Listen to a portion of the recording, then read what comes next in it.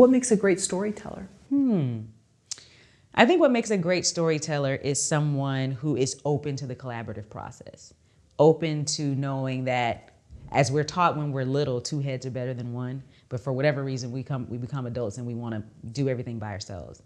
So I think great storytellers understand they're part of the process. They understand that other people can bring stuff to the process. They're open to utilizing what's happening in the world around them. So for example, I traveled for a decade as a touring artist, so I was always in different places. So that means I met different kinds of people, I saw different kind of places, and we never really pay attention to the fact that because I was in that area or around those people, I probably picked up on some new information. So we're always told to write what we know, and that automatically becomes so narrow to us when we think about, well, how can I write what I know?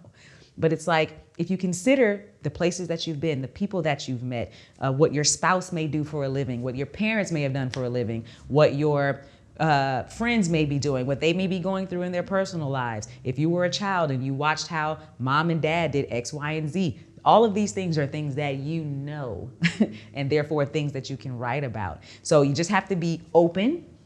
Storytellers have to be open to notes.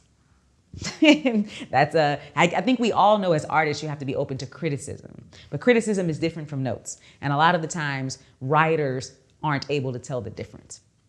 They're thinking the executives are coming in here to steal my joy, and to rain on my parade. And really, they're coming in with a totally different part of the process.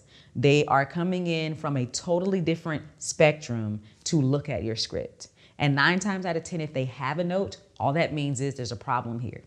You can decide to fix it in any creative way. Sometimes they will tell you, no, this is what it has to be. And that's usually because, again, they're coming from a different place. They may know something about the location that you don't know. They may know something about permits that you don't know. They may know something about the actors that you don't know. They may have information that, again, if they're pushing towards their brand and whatever it is that you're writing now seems to be taking them out of that brand, then they're going to be saying, all right, nope, let's take this out. Let's, do this or do that. But I think as creatives, we will then take that personally and think that that's criticism instead of understanding they're doing their part on the team. You're doing your part on the team. So don't take it personally or negatively. Just realize that they're coming into the situation from a different perspective. So storytellers have to be open to that too. So as much as we have to respect the art, we also have to understand that there's a business side of the art.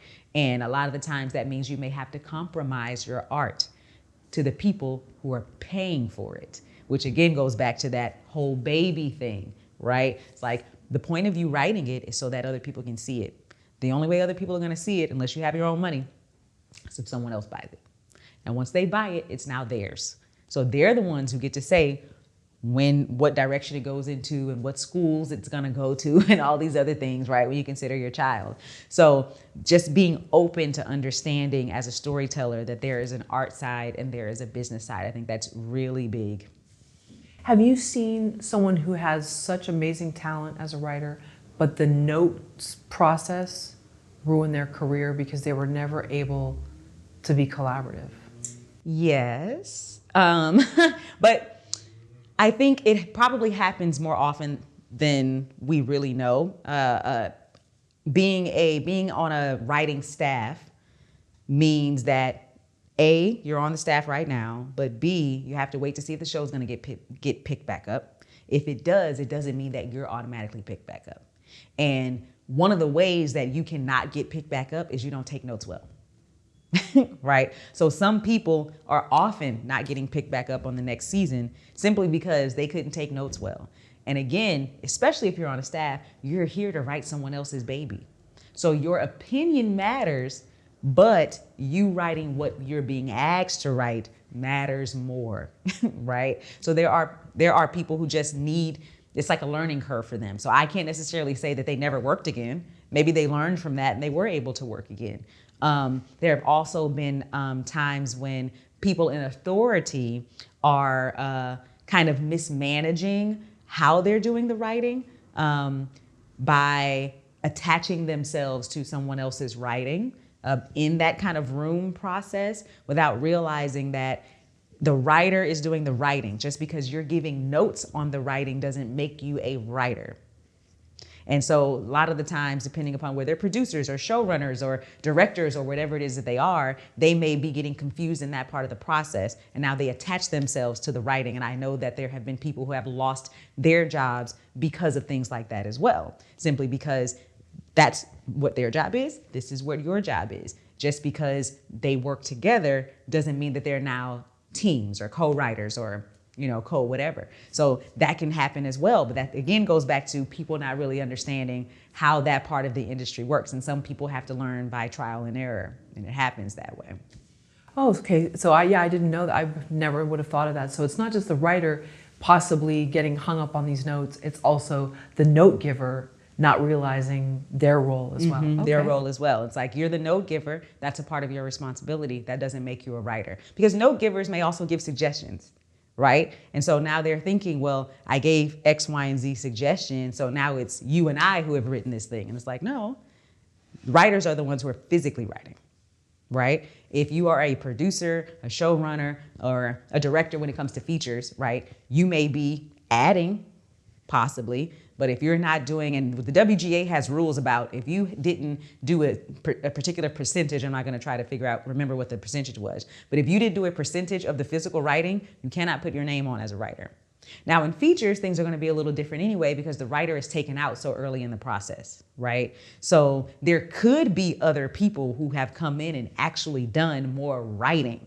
And there's still a percentage of writing that they have to do before their name gets attached. But there's a difference in how their name gets attached. It might say, if you see the word A-N-D, then that means this was an extra person who got attached. If you see the ampersand sign, that means they're a team. That means they wrote it together. Me and this person wrote this script together. If you see the word "and," it means they wrote it and then somebody else came in and put their part and somebody else came in and put their part. So you might see one person's name and then 50 other ands, because all of these other people came in and they put in enough of a percentage for them to be getting a credit.